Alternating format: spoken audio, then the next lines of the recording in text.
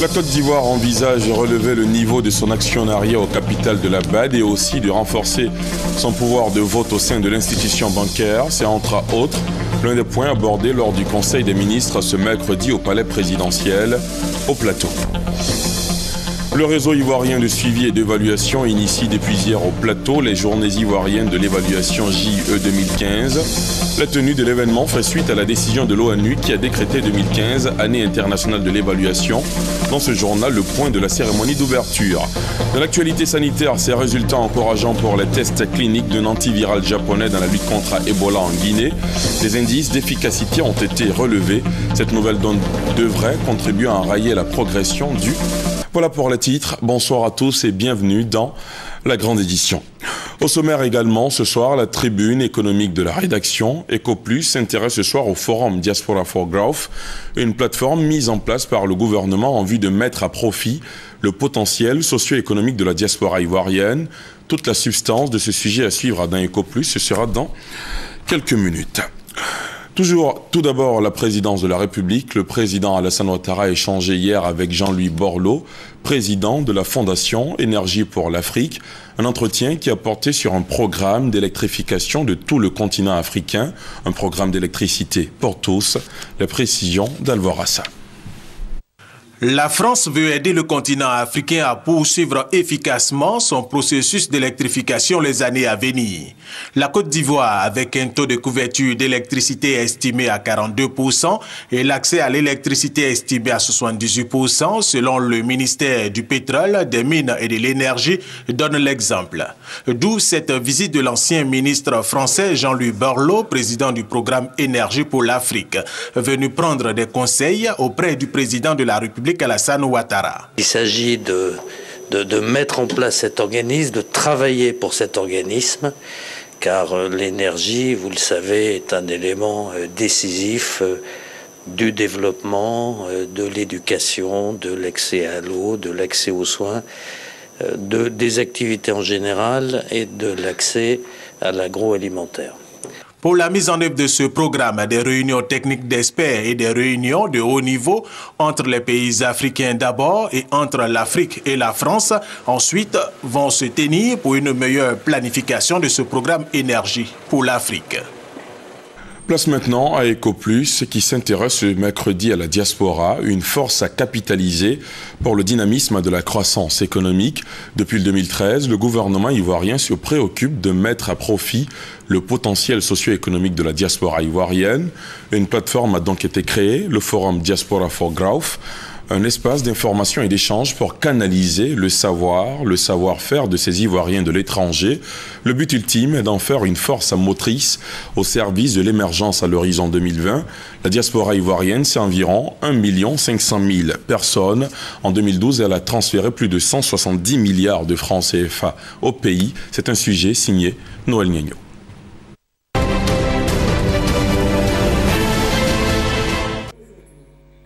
L'émergence, une vision économique, sociale et politique aux exigences multidimensionnelles à maîtriser et à apprivoiser. Dans ce processus, la Côte d'Ivoire a ciblé la diaspora comme une composante à intégrer au regard de sa nature. Une diaspora, c'est celle qui quitte son pays, qui s'intègre dans le pays d'accueil et maintenant qui acquiert de l'expérience, qui acquiert de la connaissance et puis maintenant qui transfère cette connaissance un peu dans le pays d'origine. C'est comme ça que vous voyez un peu les Chinois. Contrairement à la diaspora chinoise, le phénomène en Côte d'Ivoire est récent. La communauté ivoirienne au Canada est très récente puisque la Côte d'Ivoire n'était pas un pays d'immigration au départ. Des années 60 jusqu'en 80-90. Mais on trouvait tout notre bonheur ici. Les vraies migrations ont commencé en 1980 et que nous sommes à la 3e génération d'Ivoiriens en Italie. En volume, elle représente la 2e diaspora européenne puisqu'il y a plus de 30 000 Ivoiriens installés dans ce pays avec une prédominance dans les zones nord qui sont les zones industrielles. Comment tirer avantage de cette diaspora et en faire une force motrice de l'émergence de la Côte d'Ivoire en 2020? Voilà le fondement du forum Diaspora for Growth. Diaspora for Growth vient entériner le caractère inclusif, la vision du président de la République de faire de la Côte d'Ivoire un pays émergent à l'horizon 2020. En effet, c'est en mettant au service de la Côte d'Ivoire les efforts communs de tous les enfants et amis de la Côte d'Ivoire que nous parviendrons à réaliser ensemble cette noble ambition. 2013, Paris donne le la. 2015, Abidjan enfonce le clou avec un engouement certain. L'année dernière, il y a 2 ans, nous avons fait 300. Aujourd'hui, nous sommes 1250, donc 400 qui viennent de l'extérieur. Donc rien qu'au nombre de la mobilisation, on peut dire qu'il y a un changement, il y a un engouement, il y a un intérêt. Comment mobiliser le capital humain? Quels sont les mécanismes de facilitation de l'investissement avec un élément catalyseur, la gestion des informations à mettre à la disposition de la diaspora? Si vous n'avez pas accès à l'information, vous êtes complètement coupé. Aujourd'hui, vous avez en ligne sur le site du ministère du Budget l'ensemble du budget de l'État où vous pouvez voir toutes les lignes à marcher. Vous pouvez voir tous les projets que le gouvernement souhaite mettre en œuvre au cours de l'année 2015. Et cela est une mine d'informations. C'est des stands qui viennent donner d'informations au niveau de l'immobilier aux diasporas. Le deuxième, c'est le financement. Quels sont les systèmes de financement qui sont en cours, qui sont en Côte d'Ivoire? Quels sont les mécanismes qui sont là? Comment ouvrir un compte en banque? Quelles sont les conditions? Comment faire des transferts à partir de l'endroit où on est? Le pôle ensuite emploi. Qu'est-ce que la Côte d'Ivoire elle-même en tant qu'administration offre comme emploi aujourd'hui? Quels sont les concours administratifs qui sont là? Et ensuite, au secteur privé, quelles sont les offres qui existent aujourd'hui?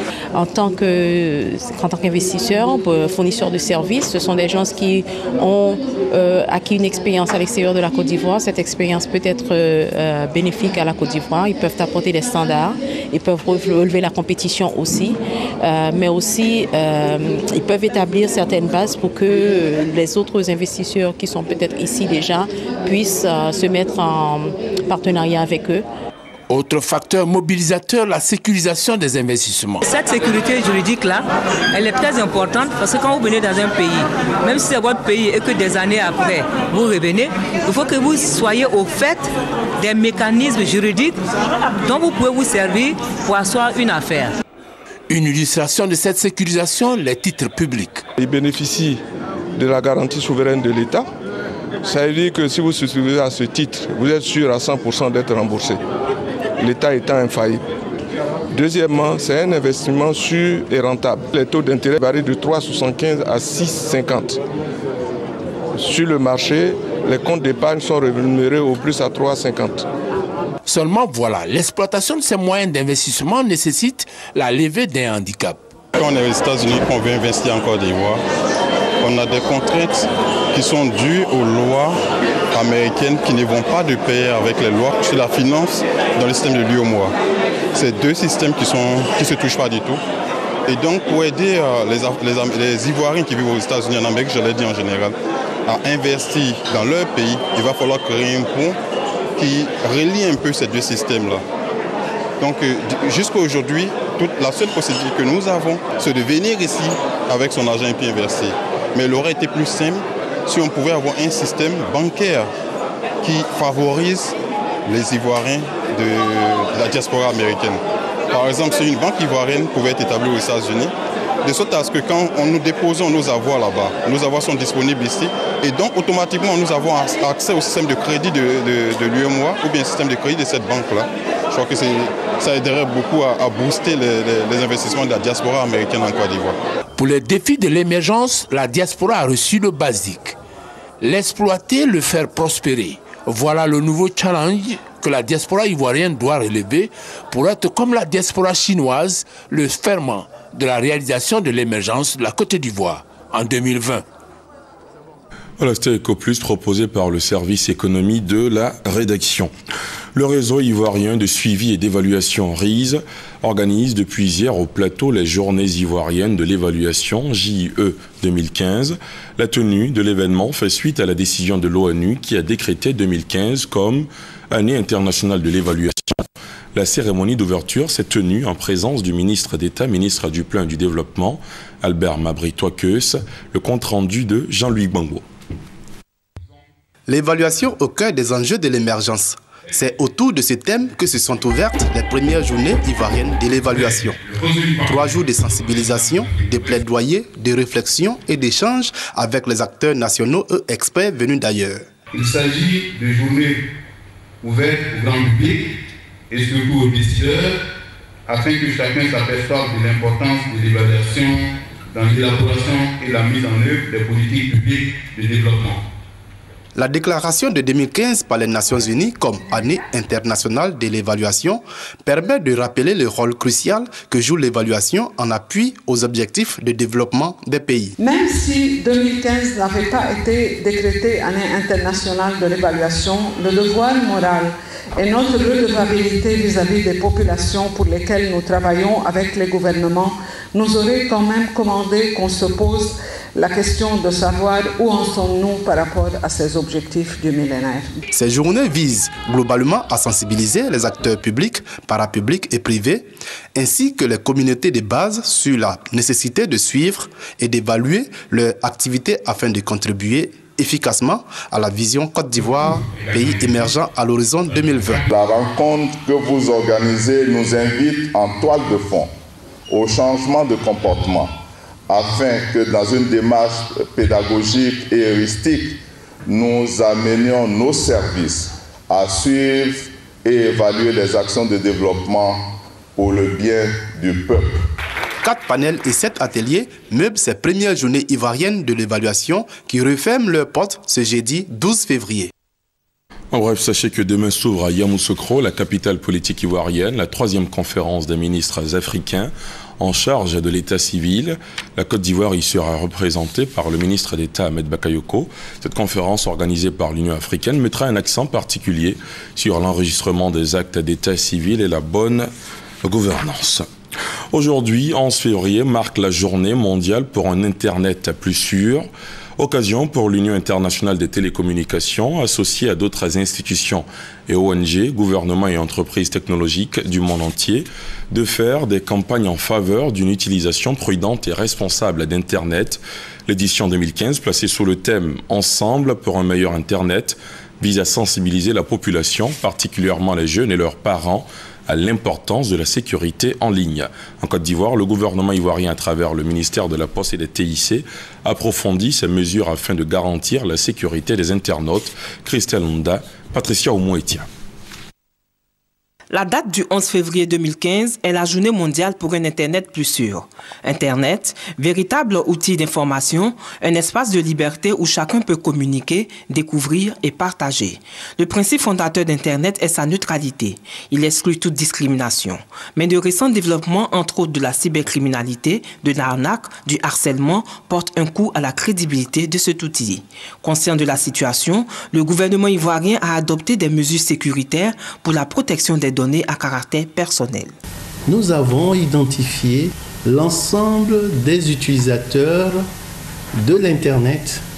Ensuite, le gouvernement a pris une loi qui désormais qualifie tous les actes qui sont commis à partir du cyberespace. Et au niveau du ministère de l'Intérieur qui en charge les services de police, il y a une plateforme qu'on appelle la plateforme de lutte contre la cybercriminalité. C'est l'occasion d'interpeller les jeunes internautes et leurs familles sur les droits, les devoirs et les responsabilités des internautes en ligne. Et il faut que tous, parents, enfants, nous soyons responsables vis-à-vis du cyberespace. Que les parents encadrent leurs enfants. Que les enfants sachent qu'ils ont une responsabilité lorsqu'ils sont dans le cyberespace. Autre aspect de cette journée, c'est d'informer les jeunes sur l'utilisation d'Internet, les inciter à réfléchir sur leurs pratiques, mais aussi leur donner les outils sociaux et techniques pour profiter pleinement du numérique. La Journée mondiale pour un Internet plus sûr existe depuis 2004 et a été instaurée par les Anglo-Saxons. Voilà un projet du gouvernement ivoirien qui vise à endiguer le chômage et la pauvreté. Le projet d'assistance post-conflit lance 6 000 emplois pour des jeunes sans qualification, des emplois dans des secteurs à haute intensité de main-d'œuvre. Dans la pratique, ces jeunes auront pour mission de curer les caniveaux et nettoyer les grandes artères. On fait le point avec Grace Kando. Les travaux à haute intensité de main-d'œuvre dénommés TIMO permettent de créer des emplois immédiats pour des jeunes sans qualification. Un pan du projet d'assistance post-crise mis sur pied par le gouvernement ivoirien en vue de lutter contre le chômage et la pauvreté. 6 000 emplois concernant des jeunes de 10 à 40 ans ont été prévus sur le plan national. Dans la commune d'Atekoubé, 450 jeunes ont été recrutés pour le projet TIMO. Ils auront pour tâche, entre autres, de curer les caniveaux, balayer les chaussées et trottoirs et entretenir les espaces verts. Cette activité va durer 6 mois. À raison de 20 jours par mois, normalement nous comptons 120 jours pendant les 6 mois. Au terme de ces 6 mois, les jeunes seront amenés pendant qu'ils travaillent à constituer une épargne, au terme de laquelle le PAPC va faire un complément que nous convenons d'appeler techniquement le matching grant, qui va être le don d'un montant équivalent à ce que le jeune aura épargné et justifié, pour lui permettre, au terme des 6 mois, de mener certaines activités qui sont génératrices de revenus. Une action saluée par les autorités municipales et les bénéficiaires. Je voulais dire un grand merci au gouvernement pour cette initiative et le conseil municipal et la municipalité saisissent l'opportunité pour l'intégrer à notre plan de rénovation urbaine. Parce que nous avons besoin de rénover notre cité au niveau des infrastructures, mais aussi au niveau des comportements et de l'amour du travail, au niveau de la jeunesse. Donner de nouveaux repères aux jeunes. Que nous arrêtons de commander de gauche-droite, que nous travaillons à la sueur de nos fronts pour pouvoir obtenir notre pain. Nous sommes très contents. Cette cérémonie a été aussi l'occasion pour le maire d'Anhaut-Paulin d'équiper le centre de santé d'Atekoubé en matériel médical, ce qui va permettre une meilleure prise en charge des patients. La Côte d'Ivoire envisage de relever le niveau de son actionnariat au capital de la BAD et aussi de renforcer son pouvoir de vote au sein de l'institution bancaire. C'est entre autres l'un des points abordés lors du Conseil des ministres ce mercredi au palais présidentiel du Plateau. Le point avec Awa Touré. La Côte d'Ivoire veut mobiliser des fonds sur les marchés financiers internationaux. Un emprunt obligataire de plus de 580 milliards de francs CFA va être lancé du 16 au 25 février à Londres, puis à New York et Boston. Le Conseil des ministres de ce mercredi a adopté une communication à cet effet. Le Premier ministre sera donc à la tête d'une forte délégation, une délégation de haut niveau, et conduira donc une campagne de marketing itinérante au roadshow dans les capitales financières en vue de lever des fonds sur les marchés financiers internationaux. Le Conseil a aussi donné son accord pour le relèvement du niveau d'actionnariat de la Côte d'Ivoire à la Banque africaine de développement. Dans le cadre de l'augmentation du capital de la BAD, 36 016 actions, soit 36 160 unités de compte, qui représentent environ 28 075 milliards de francs CFA, ont été alloués à la Côte d'Ivoire. Le Conseil a donc autorisé la souscription de notre pays aux actions disponibles. Cette opération permettra naturellement de relever le niveau de l'actionnariat de la Côte d'Ivoire au capital de la BAD et ainsi de renforcer le pouvoir de vote de l'État de Côte d'Ivoire au sein de cette institution bancaire. Au titre du ministère du Commerce, de l'Artisanat et de la Promotion des petites et moyennes entreprises, il ressort de la communication relative à l'analyse des statistiques du commerce extérieur de la Côte d'Ivoire 2014 que la balance commerciale est excédentaire. L'excédent commercial chiffré à 891 milliards de francs CFA s'est nettement amélioré par rapport à l'année 2013 avec une hausse de 75%. Cette hausse en 2014 s'explique par une faible diminution des exportations d'environ 361 milliards de francs CFA contre une baisse plus importante de 745 milliards de francs CFA au niveau donc des importations. Le Conseil des ministres a aussi décidé d'apporter une contribution au financement des activités de la Société mathématique de Côte d'Ivoire. La contribution de l'État consistera notamment en l'octroi d'une subvention annuelle d'un montant de 250 millions de francs CFA et de bourses d'études au niveau national et international.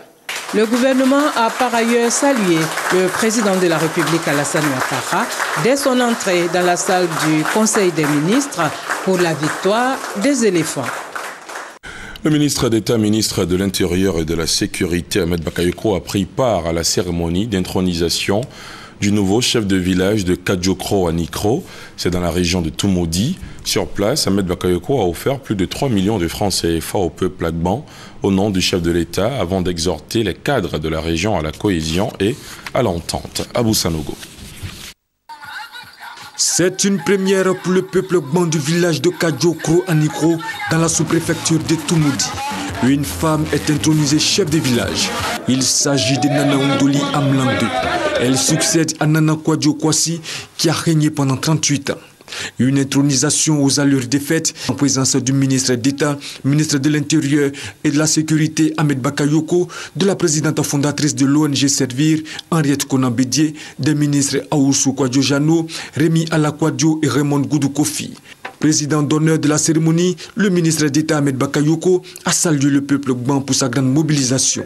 Il a rendu un hommage à Henriette Konan-Bédié pour toutes ses actions en faveur de la paix et de la réconciliation en Côte d'Ivoire avant d'exhorter la population Gban à s'approprier l'appel de Daoukro. Dans l'appel de Daoukro, il y a tout pour que la Côte d'Ivoire soit bien aujourd'hui et demain. Le soutien à la candidature du président Ouattara.